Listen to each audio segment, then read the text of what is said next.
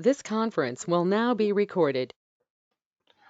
Yeah, today's class is about thread dump analysis again. Don't get confused. You'll not understand the complete thread dump analysis in one single class or two classes.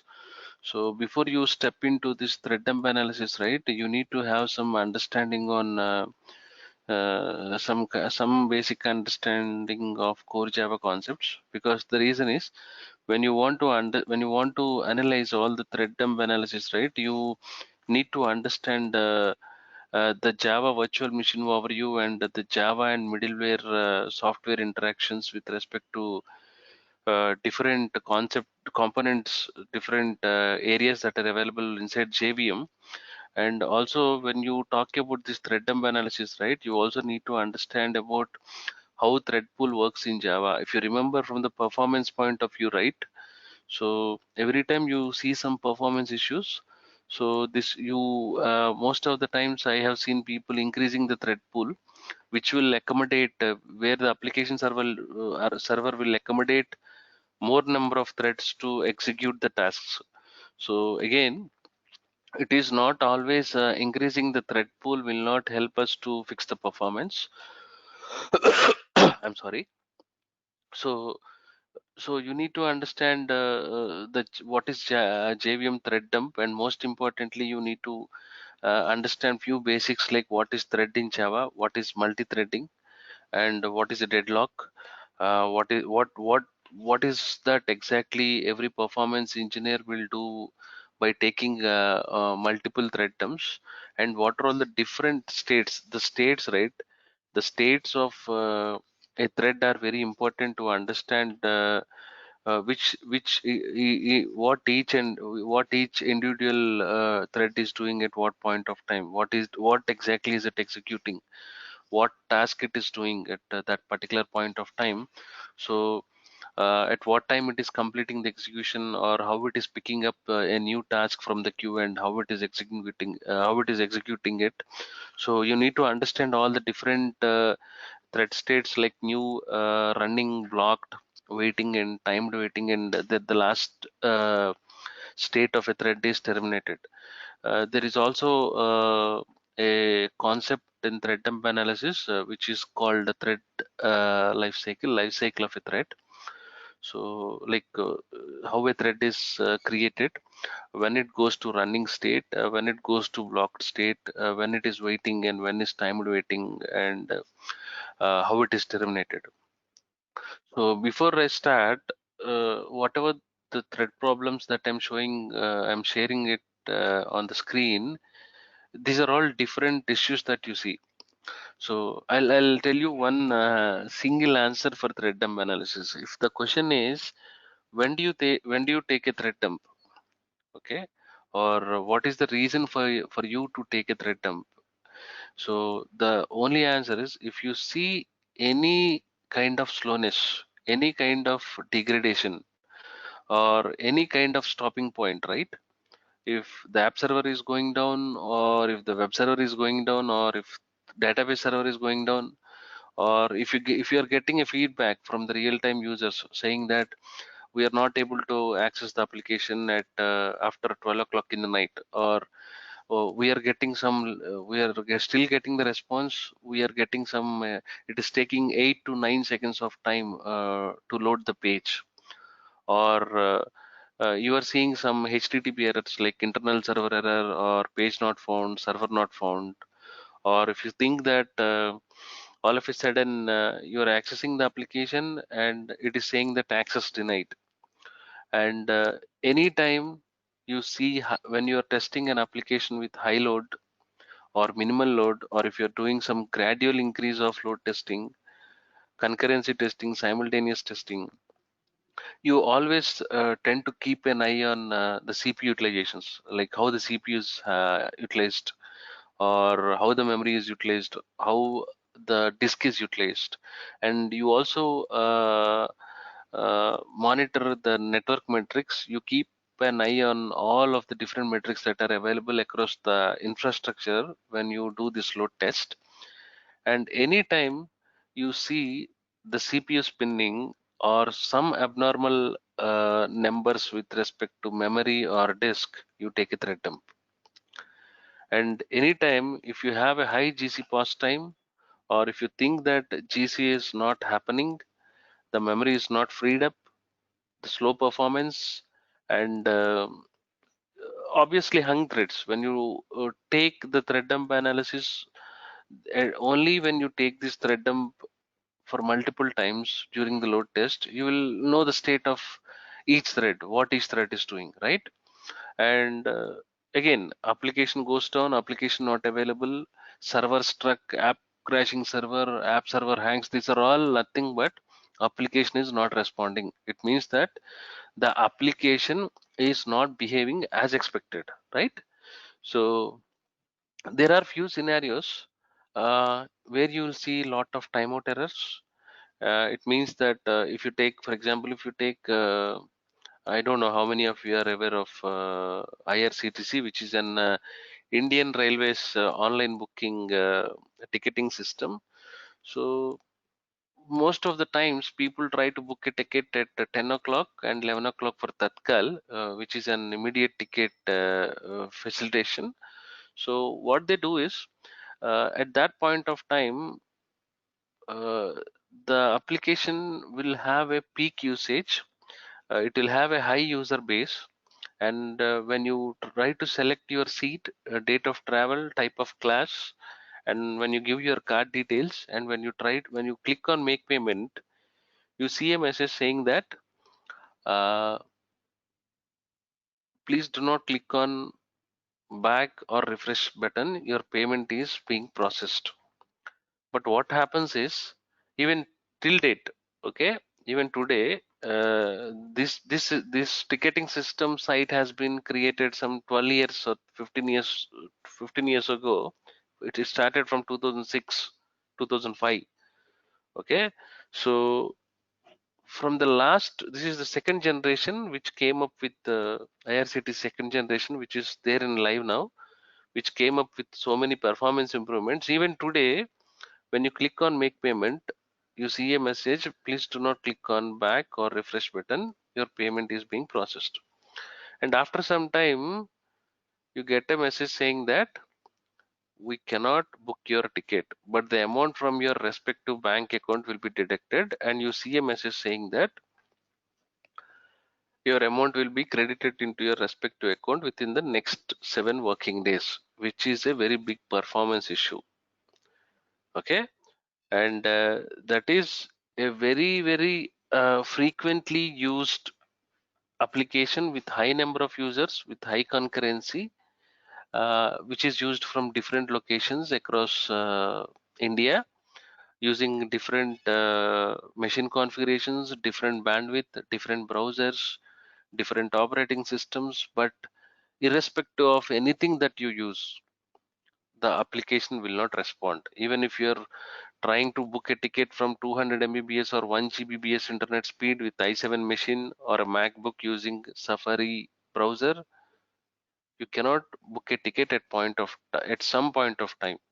If you're trying to book a ticket for continuously 3 days, any among these 3 days, one single day you will see this performance issue saying that your amount will be deducted and you will not be able to book the ticket, even if you have an availability, even if you have the seat availability of the train that you have selected.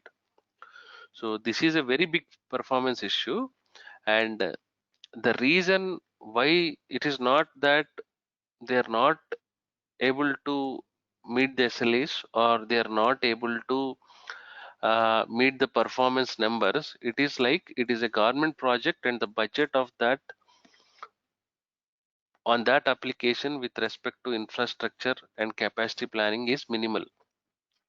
Government will not spend too much of money like Amazon, right? That is why the reason it will not scale up, or it will not behave as expected. So every time I see this issue, I go back and I see thread problem. I take my thread dump analysis and heap dump analysis, because my application is giving so many issues, so many performance issues. So my application is crashing. I'm not able to book the ticket. I see a high CPU utilization. I see application slowness. I see some serious performance issues. or sometimes it is saying that it is the site is not the site is unavailable or server stuck. These all things will happen in an application like IRCTC. All these thread problems that are being showed here right on screen are these are experienced by a simple application like IRCTC. Okay, so before you take any of the thread dump, right, you have to understand all the environment and the different tools that can help you to take different thread dumps. Okay, so thread dumps, you have n number of ways to take a thread dump. Okay, and you have different tools that are available in the thread dump.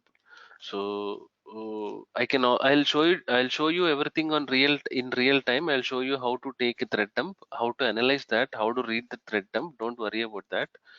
So I'll clearly tell you that is why the reason I have shared you this JProfiler. Try to install that on your local host and they have in that version of JProfiler you have some demo servers which are already configured, and if you have, you can also try with any one of your JVM. You can install it on any on your other machines. If you have any other laptop, you can install it. You can directly connect to that JVM, and you can with the process ID you can monitor all the heap, all the threads, and you can take heap and thread dumps accordingly. I'll show you that very clearly. Okay, don't worry about that. So before I go to thread dump, so can you tell me what is thread dump? Anyone? It's like getting all the threads along with their state and what they were doing on that instant at that R- instant. Right. So dumping is a very well known term for every performance engineer, right? Every performance testing project will have a dumping. Either it can be a heap dump or it can be a thread dump, or both of these important activities for every performance engineer right from the uh, first day, even if he's having 1 year or 15 years experience. Both the thread dump and heap dump are very, very useful to carry out the root cause analysis. And remember, most of the service-based companies, especially the banking projects, BFSI domains like JPMC, Wells Fargo, Bank of America, or Charles Schwab, different banks, right? They'll not allow performance engineers to touch the production environments or the QA environments. The scope of performance engineer can be, there are chances of uh, there are chances of having the scope limited. They will not have the complete access or privilege to directly jump onto the app server or the DB server, or they cannot directly take the heap or thread dump. Thread dump analysis for sure. Most of the companies they don't give chance to performance engineers. Again, uh, as much as possible, it is you who has to convince your customer, or it is you again who has to make the customer and different teams to understand how thread dump analysis will help to investigate the root cause. Okay, and if you want to give any suggestions or recommendations with respect to the performance issues, you have to tell your teams that thread dump is really important, really necessary to take it, to analyze it, to investigate, and there from that point you will take the necessary action items on what to do next. Okay, now let's try to understand what is thread dump and how it can be analyzed. Like heap dump, we already discussed everything about heap dump in our previous sessions. Like heap dumps, thread dump is a snapshot of the status of all the threads at a particular time, and there is no limitation. You can take a thread dump at for n number of times, but taking a thread dump for a very shorter duration will help you to quickly identify the root cause.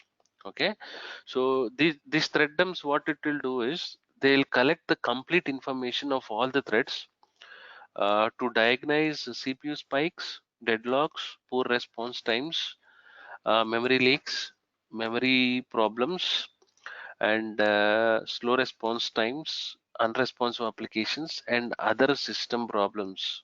And I have shown you so many problems, right? any problem with respect to performance can be investigated by thread dump. So for example, if some threads are struck, they create a deadlock. I'll tell you what is deadlock. Okay, so and if you see all these issues, so basically you go back and check whether all the threads are running or not. That is second point. Okay, so the third point is, if all threads are running, if you look at all the threads, which threads are waiting for the blocked resources. If some resources are blocking, uh, if some threads are blocking some resources, the other threads which are trying to access that particular resource, they'll remain in blocked state, and they will stop executing that particular task which they are supposed to do. So such things will happen, and you will check all these things like which threads are struck, how many deadlocks you have, if all the threads are running or not, and how many blocked resources you have, how many waiting threads you have. All the questions, all the issues can be identified, or can be analyzed only by taking a thread dump. Okay, so before we talk about more on thread dump, I would like to talk about some of the basic terms which are really helpful to understand the concepts of thread dump. Okay, now can you tell me what is thread? Stay focused. This is very important part for any performance engineer. So stay focused, and we'll make this session interactive. The reason is because every performance engineer has to take a thread dump, no doubt about it. 40% of the issues will be directly identified from the thread dump. Okay, so can anyone tell me what is thread now?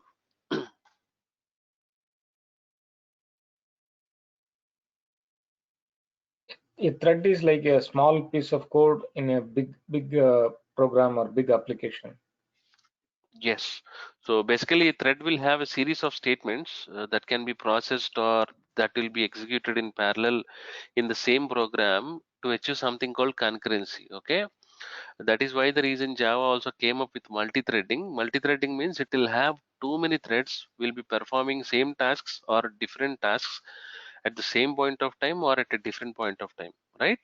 So all these Java threads will be managed by JVM, okay, which are mapped to the operating system thread, also called as native thread. Native thread is nothing but the threads inside the JVM which are mapped to the operating system, right? So these the threads which are, every thread will be mapped to operating system. So operating system thread. So, and this thread is called native thread.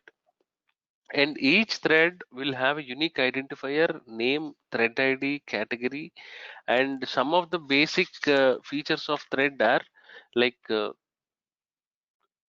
most of the times if you go back and if you check any of your performance testing application, there is one option, and there is a commonly asked question in all the interviews, like what is the difference between running a view user as a thread and running view user as a process? You remember? why Yes. why do I need to run my view user as a thread, not as a Mm. process? When we run as a thread, it will consume lower resources, less resources like Right. CPU, memory, but the process requires more resources. Right. I don't know how many people I mean, how many of you remember something called Orkut, which came along with Gmail before Facebook. Okay. So the earlier versions of Internet Explorer, if you open your Gmail IE6, okay, it will open in one window. Okay, if you open Gmail, it will open in one window. Now, earlier there is an option called Orkut in Gmail. When you click on Orkut, it will open another IE window. It means that it is opening the second process. The first process in the IE opened, I mean, which is opened is Gmail. When I clicked on Drive in the Gmail, it will open in another browser. The same, it is not the same instance, but if you take it the latest browsers, right, there is a plus symbol. This is a thread. Another new tab is a thread. This is another thread. So what happens is this one browser that I'm using is basically a process. Okay, whatever the different tabs that I'm using, they are multiple threads that we have in a process. That means a browser. Basically, the reason why I use run user as a thread, not as a process, is because if you're running one user as a process, it will take 2 MB of memory. Okay, so for 50 users, it will occupy 100 MB of space. But when I run vUser as a thread, okay, one user will take 2 MB. How much memory will take for 50 users? 100. It would be same. It is same. It for 1 to 50 users, when you run vUser as a thread, it will take only 2 MB. From 51 user to 100 users, again it will take 2 MB, which will be 4 MB for 100 users. But it is not the case with process. Okay, if you want to check the high memory utilization, if you want to give a try with a different type of stressing the application, this is one way you can stress by running vUser as a process. Okay, so basically a thread is a very lightweight process and very faster than a process. Okay, the reason is because threads will share the same address space. That is why the reason they can share the same they can share both the data and the code. And context switching between threads is usually less expensive than processes. I'll talk about what is context switching in the next session. Context switching is also another question from the engineering standpoint. People will ask you what is context uh, switching. How can you make use of that metric? What exactly uh, it will tell you or it will define? So I'll talk about that later point of time. So the most important part is it is a lightweight, faster than a process. They share the same address space so that the data and the code can be shared among the different threads that are available. And what these threads will do is they allow different tasks to be performed concurrently and simultaneously. Okay, so that is all about threads, the basics of a thread. And if I talk about multi-threading, so what is multi-threading now? Multi-threading is like multiple threads will be executed at the same time. Like when we say our V users are best example for multi-threading. We run Right. 50 virtual users, so that is all of them are threads. The one of the main feature that Java came into evolution is because the Java came into limelight only because of the concurrency feature that it has and the multi-threading concept. Okay, basically Java is a multi-threaded application. Whatever the application that you can that you are trying to develop, right? It's suppose multi-threading concept, which will allow multiple thread execution at a particular time. Okay, and basically if you take any web server, right, it will use hundreds of threads to process a large number of concurrent users, which will achieve multi-threading. Multi-threading is like any application concurrency has to be there, right? If you take any of the Amazon site, there is too much of concurrency, there is too much of simultaneous hitting on the application. It means that if you have an Amazon big sale or a Black Friday, it means that 5% of the users out of maximum handling capacity of the application are doing the same activity at the same point of time, right? For example, even if you have TCS, I don't know how many of you are working with TCS. Okay, TCS have some 4 lakh IT people. Okay, so every employee, if they are if they want to check their pay slip, uh, most of the people they will check the pay slip from date 1 to 3 or 5, from 1st of every month to 5th of every month. So all the 4 lakh people will go back and check the pay slip for the month of March because they'll have some tax deduction. To understand that, out of 4 lakh users, at least 5% or 2% of the users will have concurrency. That means that to check the payslip, they have to go to the Ultimatics portal. They have to go to some different application. They have to log in there, and they have to select the month, and they have to click on view or download to check the payslip. So out of 4 lakh employees, 2% of the employees, which is 8,000 or 5,000 of the employees, will do the same login at the same point of time without with no gap. There will not, there even you will not see the difference of milliseconds. It means that 3 to 4,000 users will be hitting the application at the same point of time without any time gap in milliseconds. They open the browser, at least clicking on login. All the 500 users has to deposit the cash into the account at the same point of time. We'll use Rendiverse point, right, in the load runner scripting. So in the same way, when you have too much of concurrency, if you want to see the concurrency of the application, this multi-threading is required. Okay, but the only problem with multi-threading occurs when two or more threads utilize the same resources, and if they're not getting released, and that leads to a deadlock situation, and you will start seeing the performance issues. Okay, now let us talk what is deadlock.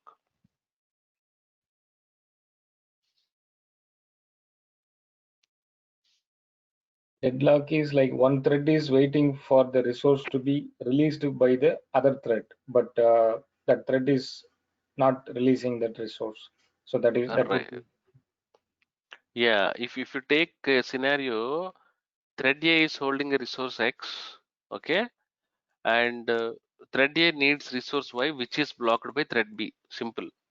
Got it? You have a thread A that is holding a resource X, and it has to access the resource Y, which is blocked by thread B. That means that thread B is already holding resource Y is already holding thread B. So both the resources are not, they are holding two different, both the threads are holding two different resources, and each thread is trying to access the other resource which is holded by another thread, and that is not being released. So in such cases, you will have a deadlock, and there will be no progress within a program. Nothing will get executed. So how to avoid deadlocks? We cannot directly go and directly delete a deadlock. The only way to eliminate a deadlock is when you report the same issue back to the developer. He has to write a code in a way that where a deadlock will never happen. So that is how, that is what he has to do from his side. If you take any developer from the development team, he has to write a code in a way that deadlocks will not happen in the application. There is no other alternate remedy to eliminate the deadlock. You cannot use any tool to remove the deadlock. You cannot directly go back and make some changes in the code. It is not a performance test engineer's job. Okay, so deadlock is like you have a situation where two or more threads are waiting for the other threads to complete their tasks in order to complete their own tasks. Okay, to identify this root cause of any deadlock, you need a thread dump. Okay, you understand? So again, I want to reiterate the same thing. What is thread dump? Uh, it is a snapshot of all the threads to understand what each thread is doing at what point of time. And this thread dump, right, it will help you to analyze and it will help you to find out what every thread in the JVM is doing at what point of time. To understand how many threads are stuck, how many deadlocks we have, how many threads are running, how many threads are waiting, how many threads are timed waiting, how many threads are waiting for the blocked resources. All these questions will be answered only by analyzing the thread dump. Got it? So to analyze this thread dump, it is very necessary to understand the different states of a thread, and you have let me open that.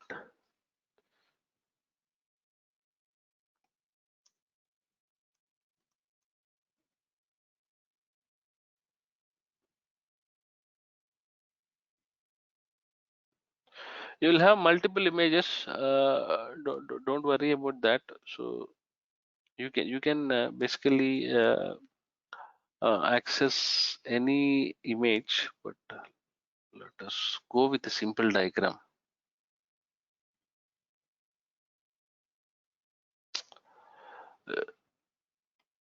This is the diagram. This will tell you what exactly it is. Okay. So basically, what is new? If you look at the new thread, right? What is new state of a thread?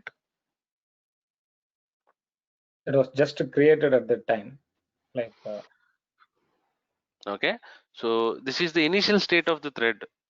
Thread is created and it is in the new state. The thread has not yet started to run. It is just ready. That's all. It is just born, or it is just created, and it was put into new. Okay. It is not doing anything. It is not running. And what is the next state? Runnable state. Okay. So what is it? What does it mean? So it will start occupying the CPU and the other resources. Yes. So now the thread from a new state, a thread that is ready for run, is moved from new to runnable state. Okay. In this state, a thread might be actually running, or it can be ready to run state. It means that it is not running. Okay. It is in ready to run state, or it can be actually running. Both the states come into runnable state. But again, there is something called thread scheduler. I'll show you what is thread scheduler. Okay. So thread scheduler is an inbuilt feature of JVM again. So the responsibility of a thread scheduler is to give the thread, and it has to give some time to run. It will make sure, it will actually take care of the thread, what it has to execute, and at what time it has to run. It is the responsibility of the thread scheduler. So in this runnable state, I told you, right, it can be actually running, or there is an intermediate state called ready to run. Ready to run state of a thread also fall under runnable state. So this ready to run state comes because every thread runs for a short while, and it pauses for some time, and it actually releases some CPU to another thread. So in such situations, what will happen is the remaining threads that are in queue will get a chance to run. It means that, so the ready to run threads, it depends on the thread scheduler, which thread has to run and at what time it has to run. So most of the threads from this intermediate state called ready to run state, right? What happens is few threads will run for a very short while, and it will pause for some time, and it will release the CPU that has been consumed, and it will give chance for the remaining threads to run. That again happens from the thread scheduler. Okay. So threads that are ready to run and waiting for the CPU are currently running threads which lies in runnable state. So a simple line, you can say that the threads which are actually running, or which fall under this intermediate state ready to run state, they come under runnable state. Okay. Now can you tell me what is blocked? If you look at the diagram, what is blocked?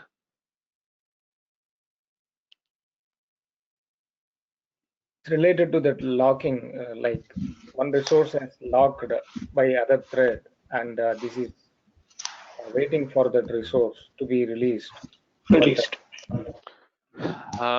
Right. So a thread is in the blocked state when it tries to access a protected section of a code. Why I called the protected section of a code is because that particular protected section of a code is already locked by some other thread. You got it? So a thread will directly go into the blocked state when it tries to access the protected section of your code, because that protected section of the code is already locked by some other thread. Can you place your call on your mute because I'm hearing a lot of disturbance. Yeah, thank you.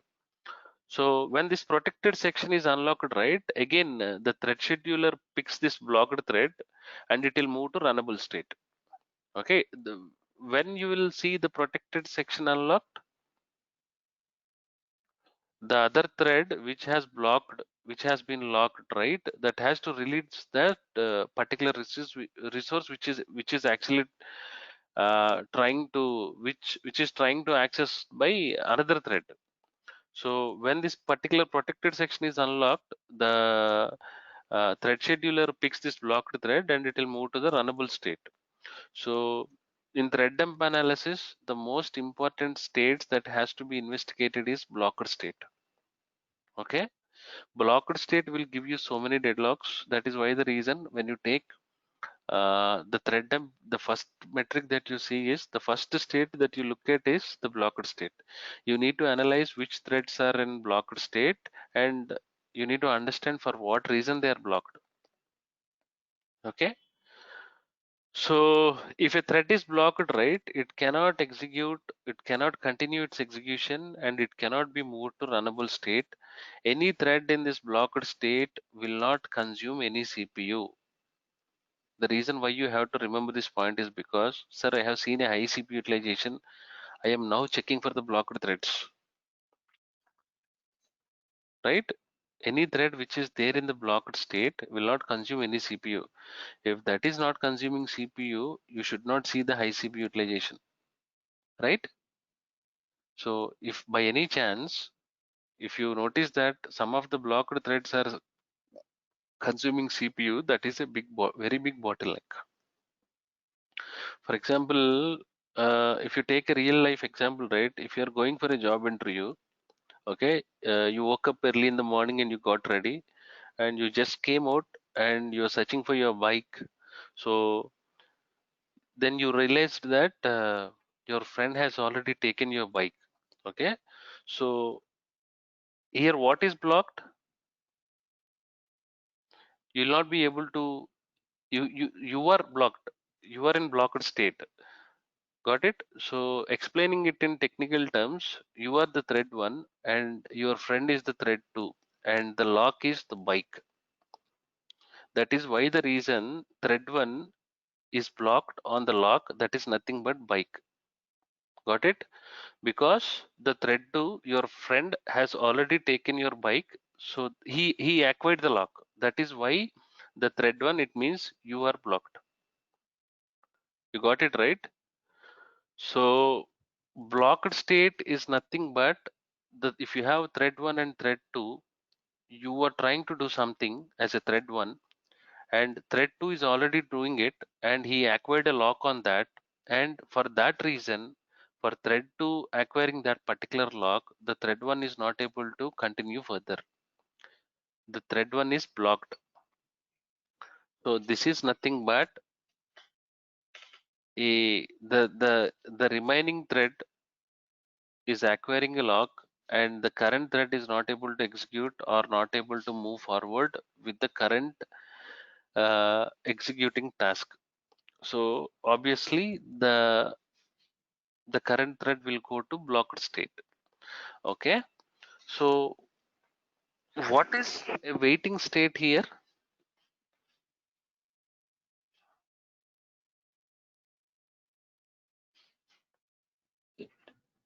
Thread is waiting for other thread to complete its task. Okay, There's something called notify, I think, that notify method when it is. no, we'll forget about that. This is a development concept, so we will understand in another direction.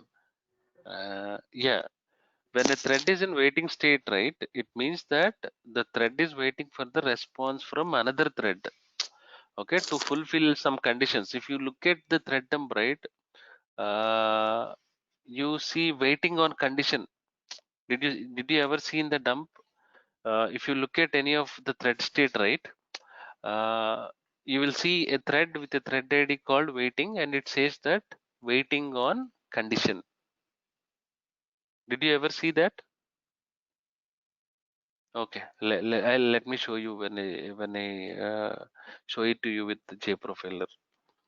Okay, similar to blocked state, waiting state also is an important state. Okay, that has to be analyzed during thread dump analysis. We need to analyze which threads were in the waiting state and what was the cause. That is the most important point. The first priority is blocked threads, and the second priority is waiting threads. If your currently running thread is moved to blocked waiting state, it means that another thread in the running state is scheduled by the thread scheduler to run. Okay, again, it is always the responsibility of a thread scheduler to determine which thread has to run at what point of time. So you don't have a complete controller or thread scheduler. Thread scheduler will define what each thread has to do what. You don't worry about how threads will work. Okay, thread scheduler will automatically take care. And there is a thread pool executor which came up with since Java 5. I'll also tell you that. Okay, so the amount of time, the amount, for example, you have some work. I mean, if you come for an interview, right? You are done with an interview, and if I ask you to if I ask you to wait for some time, HR will get back to you. Okay, you're done with your interview.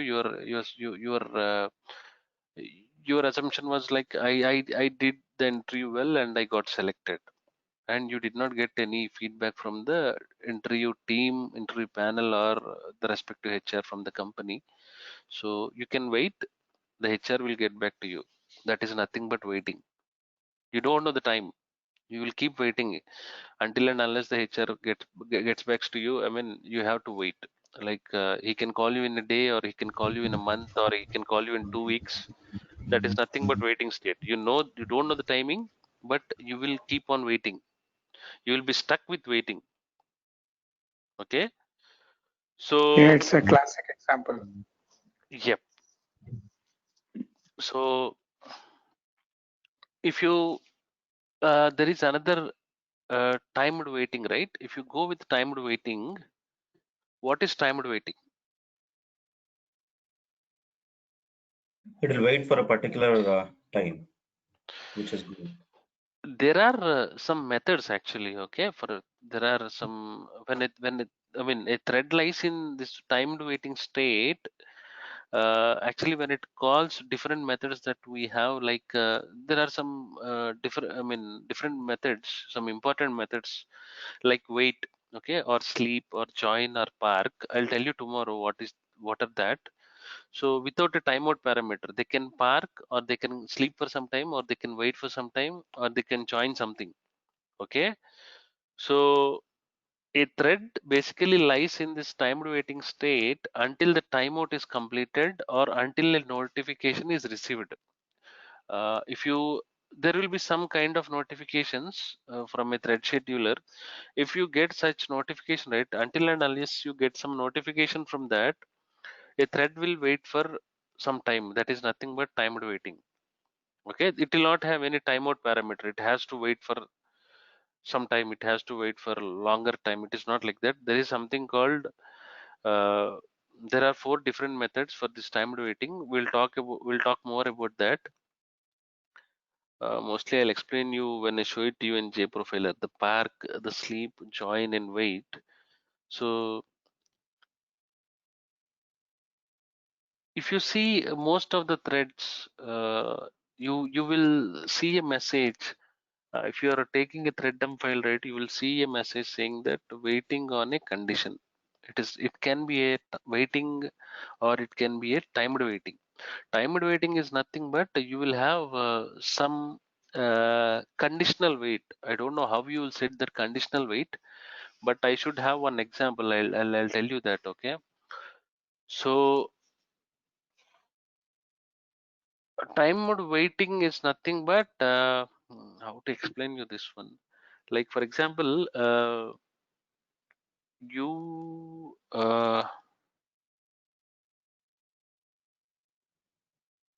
okay. For example, you and your friend are working in the same company.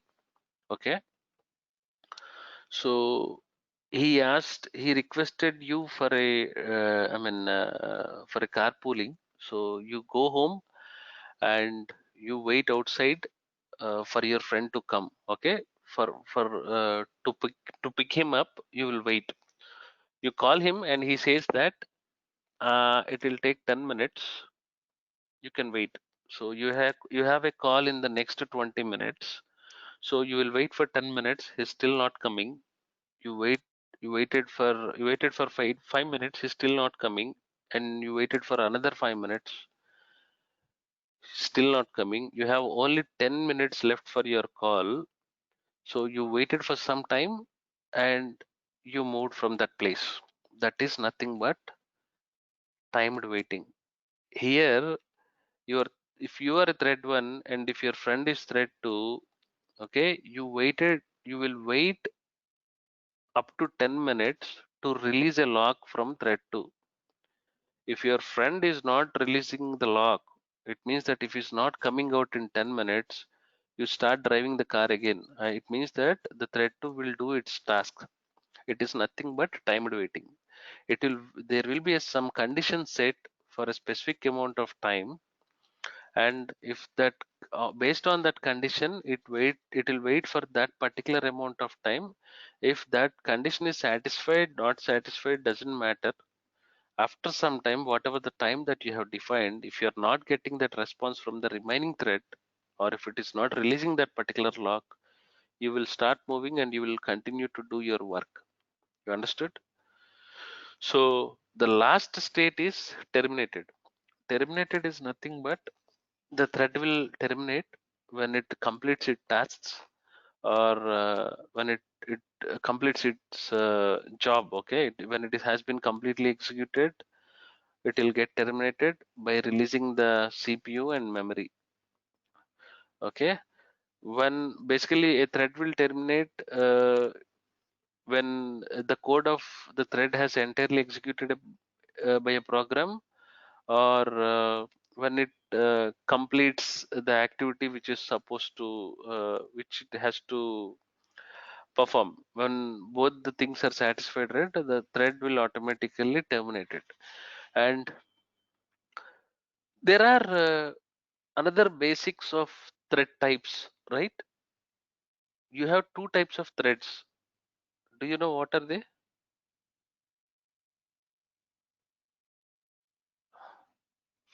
It's daemon threads. Hmm. And the second one is what? Second one, I don't know. It's a non-daemon thread. Non-daemon threads. Okay, we'll clarify the questions in the last. Okay, I have seen the chat just now. I'm sorry. So, what is your question? Okay, yeah. Daemon threads and No, I saying just something? guessed non-daemon threads. Okay. So, what is a daemon thread now? Example is the garbage collection. We discussed that, like JVM runs that in the background daemon thread. Garbage collection is run by a daemon thread. Daemon threads are background threads which are very low priority threads. Okay, don't worry about the daemon threads. I mean, if you compare it with non-daemon threads and daemon threads, you have to look at user. Non-daemon threads are also called user threads. The first thing that you have to look at is non-daemon threads, which are also called user threads. And when I talk about daemon threads are basically which runs in the background, and they are very low priority threads. Okay, and the life of daemon threads depends upon the user threads. Okay, and all the daemon threads are created by the JVM. Got it? When you come to the non-daemon threads, it is also called user threads, which are called high priority threads. And this mainly user threads, right? They are specifically designed to do some specific task. Okay, and user threads are created, the non-daemon threads are created by the application, not by the JVM. The garbage collection which runs in the background, which is called daemon thread, all the daemon threads are created by JVM, and all the non-daemon threads are created by the application. Got it? So the another main important difference between daemon thread and non-daemon thread is, in daemon threads, the JVM will not wait for the JVM will not wait for daemon threads to finish their work. Okay, it will not wait. The JVM will directly exit as soon as all the user threads finish their work. But when you come to non-daemon threads, right, JVM will wait for user threads to finish their work. It will never exit until all the user threads finish their work. That is the only difference. But when you take about when you talk about the thread dump analysis part, user threads is the most important part. Okay, you need to look at all the user threads, because user threads are specifically designed to perform some specific tasks. And again, this can happen concurrently or it can happen simultaneously. Okay.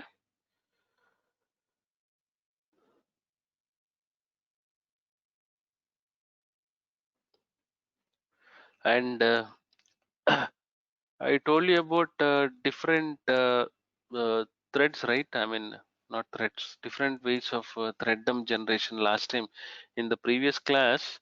Uh, it In the previous class, I have already explained about thread dump generation. It can be done through various methods, especially on Windows Server and uh, Unix, Linux flavors. So the first step is always, you remember, if you want to take a thread dump, the first step is always to know the Java process ID running on the server. Okay, only if you know the Java process ID, you can simply you can simply take a thread dump by using a JStack command. You know the JStack, right? You have everything in Java in the JDK bin folder. Uh,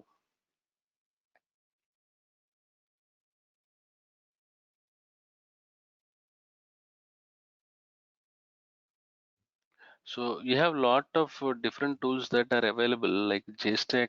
I don't know where is the JStack. JHat. With JHat you can take JMC Java Mission Control. With Java Mission Control you can take, and there are multiple options that, see, JStack, JStat, JStatD, JVisual VM, JConsole. You can use all of them to take a thread dump.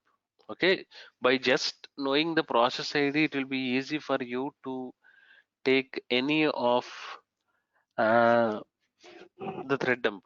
But you need a process ID. Okay, so on Windows Server, you can download this Java dump.exe. You can start the JVM with some arguments. I'll show you where you need to set that arguments, and they must be in the right order when you set them. Okay, there is something like unlock diagnostics via VM options, or you need to give the log file output, and you have to go to the task manager, and you need to know the process ID of the Java process in details tab, and you have to run that command with the process ID, and you can see the thread dump. So instead of breaking your head by doing all these activities, you can simply use Java Visual VM or JConsole, or see, for example, if you JVisual VM, if you can uh, add just add D connection, I can use my remote host. Okay, so let me see if I can add that.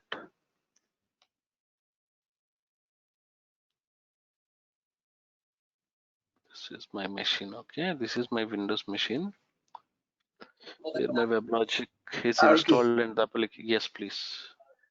I guess App Dynamics to have a function that takes a thread dump, right? Right.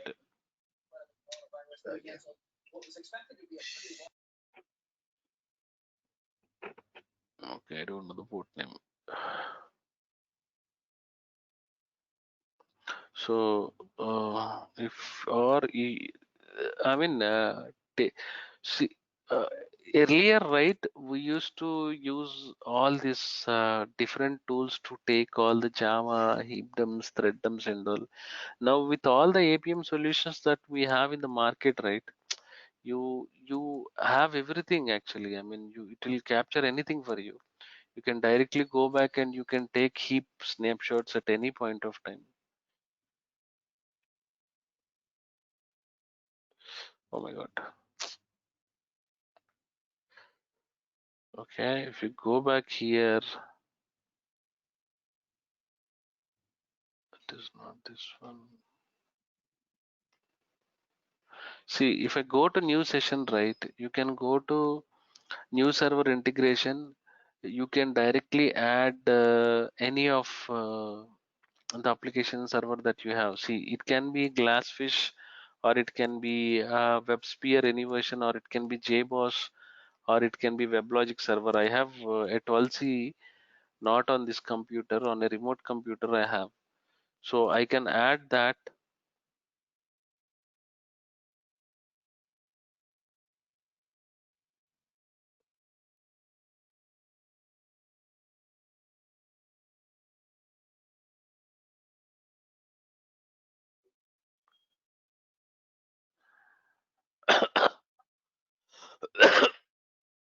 I'm sorry.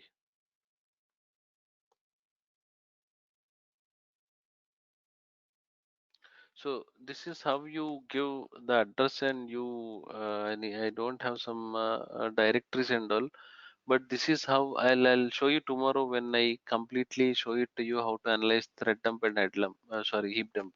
So simply clicking on thread dump, right? If you click like this, it will take a snap of thread dump because I don't have any activity running.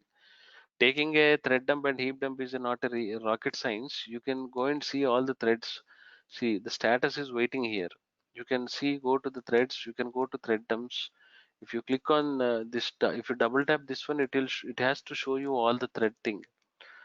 So see, if you go to JDBC server, it's good to go actually. Open a new window.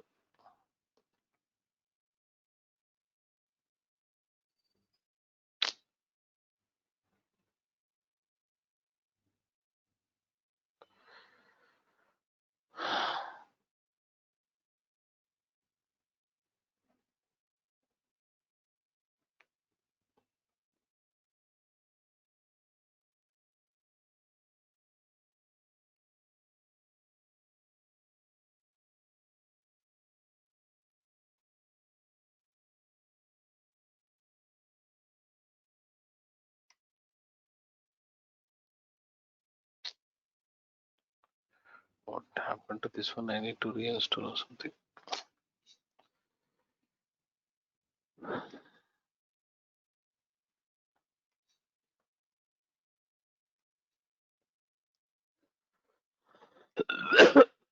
I'm sorry. I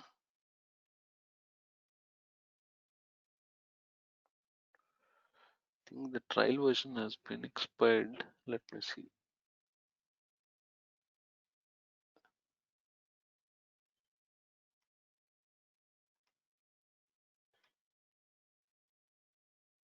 So you can do this integration. That is how you do. If you have a JProfiler, right, you can directly install it on where the app server is installed. But you can also install it on your local host where you are trying to execute your load test. You can directly configure to the app server, and you can profile how. I mean, irrespective of how many number of JVMs or application servers you have, you can directly add that. You can directly connect to that one. You can also do manual configuration by giving all the you can also add the different JVMs, the number of JVMs to this JProfiler, and you can get connected. Okay. uh, it is directly you can launch the JProfiler whenever the application, sorry, whenever the JVM is started, whenever it is doing some activities, it will directly launch the JProfiler automatically, and it will start looking at all the different metrics from the memory, database settings, everything. So you can directly go there and see for the configuration that you can set depending upon you have to get, before you do this integration, right, you have to get all the required details from the VAS admin, who is your the one who works on your application, this thing, right? He has to take care of all the different activities. Allow me a minute. So I have a JProfiler installed on another machine. If it is working there, I'll show you that. Let me connect.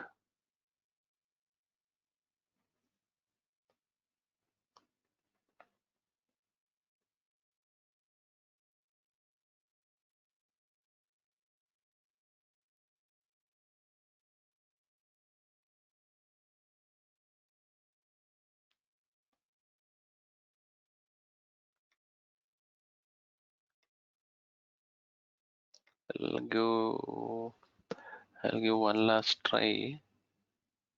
Okay, no. So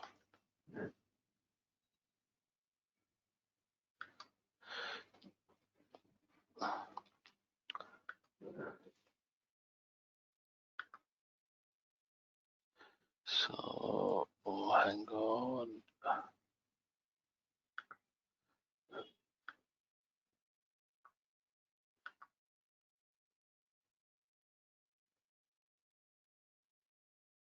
I'm, st- I'm sh-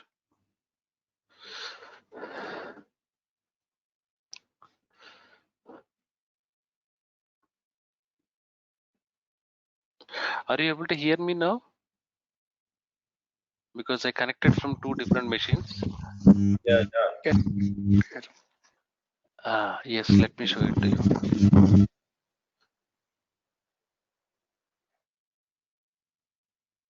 Okay.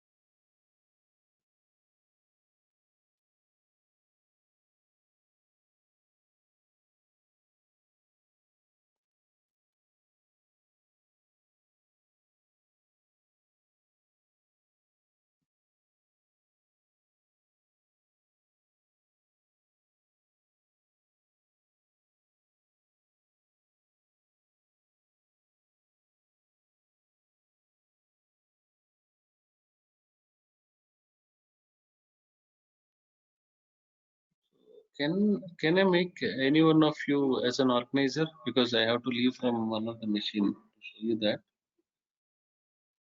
yeah, you can make me, Mahesh.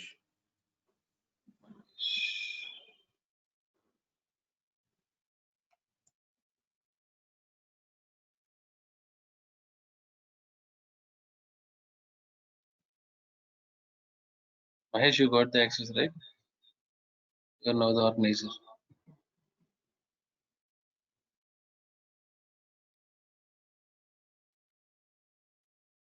Hello?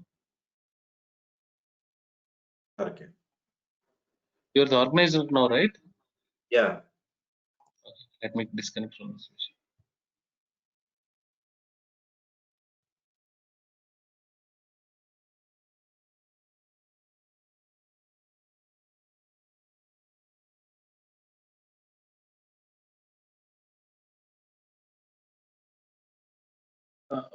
Mahesh?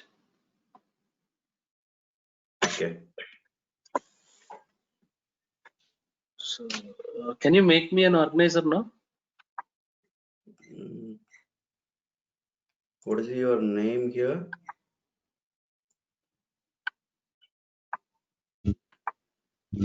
Isha. Isha 1. Okay.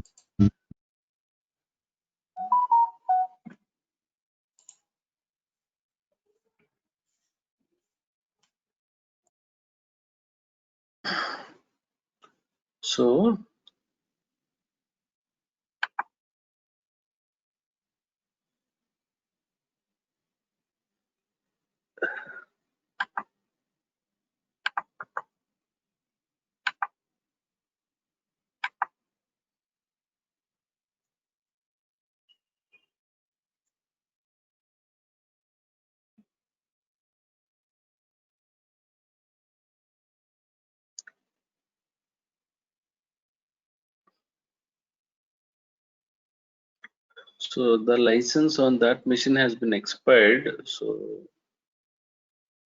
if I go to demo server, right? So now it is starting some demo server, and you can simulate some traffic on this. I don't know how many have installed. If you install, right, you can directly access some demo server. Okay, now I'm giving high load, simulating JMS message handling, simulating servlet requests 280. Okay, now if I give this simulation,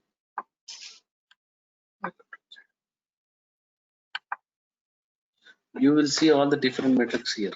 So you can also see some of them are using a word called last time, if you remember in the class, sawtooth pattern. This is how the GC will happen. The memory will utilize and GC will run, then it will come down, then it will again utilize, then it will come down. This is nothing but sawtooth pattern. If you see the sawtooth pattern in the memory utilization, it means that you have a efficient garbage collection. Okay, so if you go, you can directly see the memory statistics like this. Okay, the committed size, free size, everything you can see like this. And if you want, if I click run GC here, it is saying that garbage collection has been triggered, right? You can directly run GC like that to see whether the memory is going down or not. You can look at, you can also record all the allocations of all the objects here. Total number of objects, you can see all of the history here. The recorded throughput you can see. And most importantly, you have to see the garbage collection activity. You have to look at all the different classes and you have to look at the threads. If you look at the threads, how many threads we have? Total number of threads are 23 threads we have. For now, you don't have any blocked threads. That means that you'll not have any performance impact. If you see the waiting threads, you have to see whether you have the timed waiting threads, or if you have the parking or waiting or different threads, you have to go here and check. Okay, this is the CPU load. If you look at the CPU load, because of the high load that I'm simulating, if you look at this, if you look at this metric, sometimes it went up to 99-71%. There is a high CPU usage, right?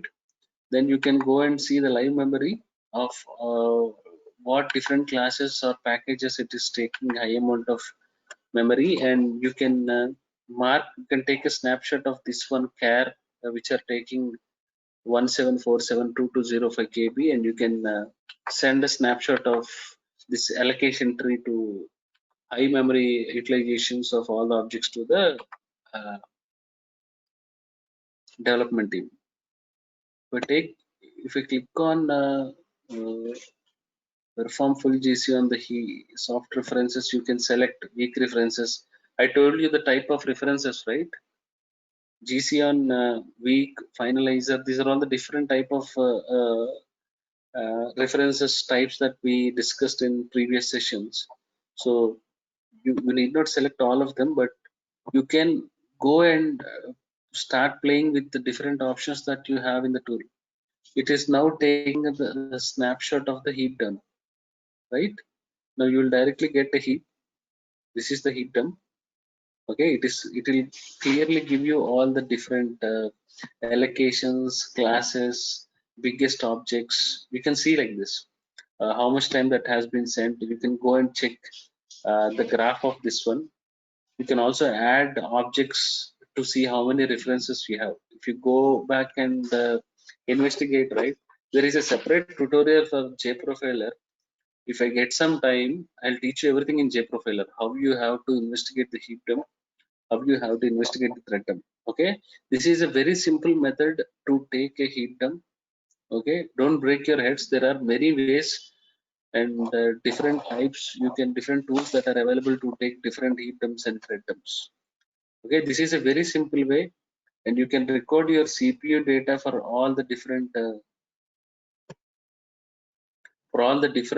thread groups that you have. You can select the threads which are running. For example, if I want to know the CPU utilization for all my waiting threads, I go here and I see my CPU utilization. Okay, this is basically taking all the thread groups now.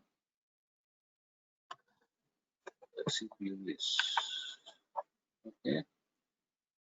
So if you want to filter the type of thread state, and if you want to see the CPU utilization, this way you can go and see. Okay, and most important part is threads. You can go back, see by all the threads only which are alive or which are dead.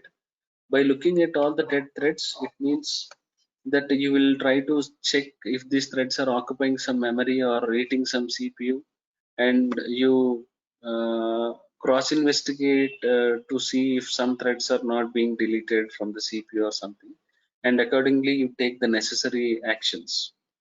Okay, and if you take the thread monitor, it will directly tell you the start time and which thread is running. It will have a thread. If you go to a particular thread, it will give you the pool number. The thread pool number is pool 1, and it will tell you which runtime, which group it is running, and at what time it is running, and the status of it. You can check the status like this: running, waiting, and all these things. And again, coming to the thread dump, if you take this thread dump, right, and thread dump is created. Again, if you tap like this, it will create another thread dump. Okay, so this is a waiting thread. If you look at this color, right, it means that waiting. So you have to go back and see why this thread is waiting. Okay, there is a lot more to talk about thread dump. Okay, you can also record the database activity. You can go here and you can record the different database activities of all the JDBC connections, and you can see what is happening with connection leaks and hotspots. And you can also check see if you go to hotspot, it is giving all the queries, right, what is taking high amount of time. So you can do all these activities only by using JProfiler. If you are learning JProfiler end to end, all the different metrics, JProfiler is very big actually. If you compare it with JMC, JConsole, JVisual VM, JProfiler is very, very big. If you know how to, if you install this, if you start playing with all the options that are available, you will get a very good understanding on how you can analyze the thread dump analysis, heap dump analysis, what is heap worker, how you can configure JProfiler with multiple JVMs that sits on different flavors of Windows, Linux. You can look at all these things. So the first and foremost prerequisite is you have to install this one. Try to install this one, extract that zip folder. How many of you have installed? I have installed. Okay. If you don't start doing some hands-on exercising, it will be very hard for you to understand. Theoretical classes will not help you at all. I promise. Even if you pay lots of money to different classes, it will not help you. I would strongly recommend you to install it. There are some demo servers. I'll also help you with the WebLogic installation, how to configure that WebLogic to your JProfiler. If you configure that, it is like a real-time practice. All right. So, and Mahesh has asked me one question. So the size of maximum threads, okay, it depends upon the environment or the type of machines that you're using, the type of middleware that you're using in your architecture, and the type of Java JVM infrastructure. Basically, uh, it is like 32-bit. We have.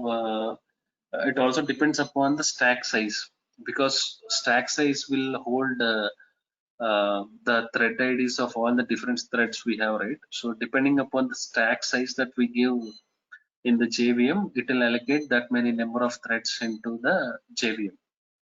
For example, if you have 128 KB, I'm not sure, it will allocate some 15,000 to 20,000 threads. If you have 256 KB, it will allocate some 11,000 threads. This is all happens for 32-bit. I'm not sure about 64-bit. 64-bit, again, it is again in thousands. The threads limit is always the number of users for a thread. Always it depends on the type of machine that we are using and the type of stack size that we are allocating in the JVM. Okay, so I have a meeting in another 10 minutes. So we are not done with thread dump yet.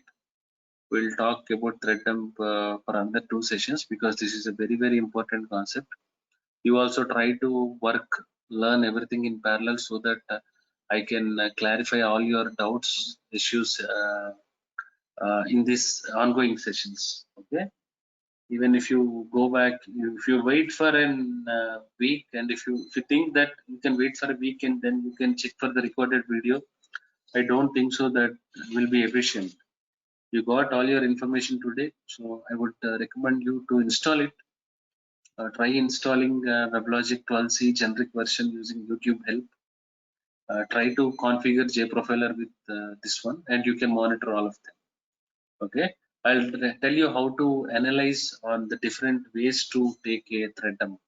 Okay, and there is always my motto or my focus is mainly about the people who are attending these sessions is all about you have to clear uh, an complex interview with a very good vendor.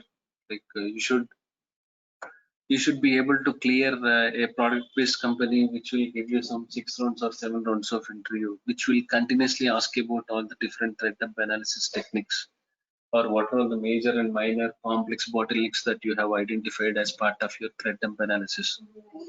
If he is convinced with this particular part, you are in. Okay, so that is my main motto, right? Starting from the basics, identifying all the different complex bottlenecks, what solutions you give, and what are all the best practices, what different tools that you have used for thread dump analysis. Okay, that's all for today. Thanks all of you for joining. Thanks for your time. Let's connect tomorrow. All right. Anzak. Thank you so much. Thank you. Thank you. Wrote a poem called Pure Joy.